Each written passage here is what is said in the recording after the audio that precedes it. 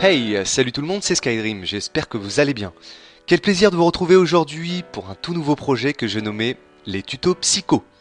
Aujourd'hui, je vais vous délivrer 5 astuces pour faire une bonne première impression. Allez, on commence tout de suite avec l'astuce numéro 1.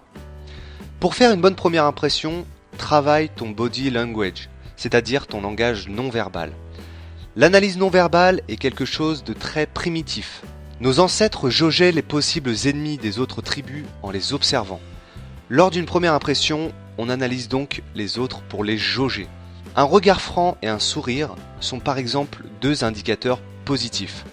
Pour la petite histoire, il faut savoir qu'un sourire est un acte de soumission chez nos amis les primates. Cela affirme leur intention de ne pas mordre. Alors faites comme nos amis les gorilles et les singes, souriez. Et d'un point de vue non verbal, l'effet caméléon est également une excellente technique pour faire une bonne première impression. Je vous donne un lien dans la description vers une vidéo que j'ai réalisée sur le sujet. Enfin, privilégiez l'ouverture à la confiance. Ce qui signifie qu'il vaut mieux se montrer ouvert plutôt que confiant. Rapprochez-vous de l'autre de manière positive plutôt que de chercher à l'impressionner en bombant le torse. Changez votre état d'esprit et votre langage non verbal n'en sera que meilleur. Astuce numéro 2. Soyez rapide, très rapide.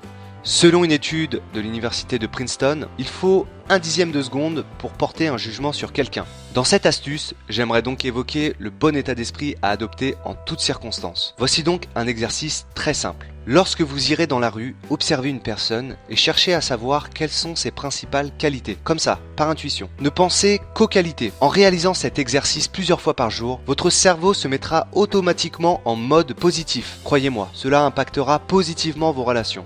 Astuce numéro 3. Développez votre intelligence émotionnelle. Allez, imaginons que la barrière des premières secondes est écoulée. Voici quelques astuces. Premièrement, posez des questions en rapport à la vie de votre interlocuteur, ses passions et ses émotions. Stimulez donc le centre de ces émotions que l'on appelle le système limbique. On aura tendance à se rappeler davantage d'une personne si celle-ci nous a stimulés positivement. Deuxièmement, rebondissez sur les sujets qui vous passionnent. Au final, dans la petite conversation que vous venez d'avoir, qu'est-ce qui vous rapproche de l'autre? Quelle passion, quelles idées et quelles valeurs?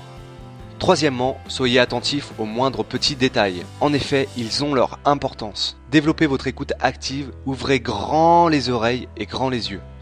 Astuce numéro 4, établissez une connexion profonde. N'hésitez pas à l'appeler par son prénom si vous le connaissez, à lui proposer de prendre une pause et de lui offrir un café, à lui rendre un service anodin. Cette astuce, justement, n'est pas anodine. Il s'agit tout simplement de lui faire comprendre que vous le considérez et que vous l'estimez. Vous utiliserez également un levier puissant que l'on nomme la réciprocité. J'en parle également dans une vidéo que tu trouveras, devine. Astuce numéro 5. Jouez de la musique dans votre conversation. Non, sérieusement, hein. Ce que je veux dire par là, c'est que le ton de ta voix, le vocabulaire, le débit et le volume, il s'agit d'éléments qui émettent des émotions et des sentiments. De la joie, du stress, de la confiance, etc., etc. Écouter la musicalité de son interlocuteur est très important également. Tu verras que son langage paraverbal évoluera au cours de la conversation. Donc pour résumer, écoute la musicalité de ton interlocuteur. Qu'est-ce que sa voix sous-communique?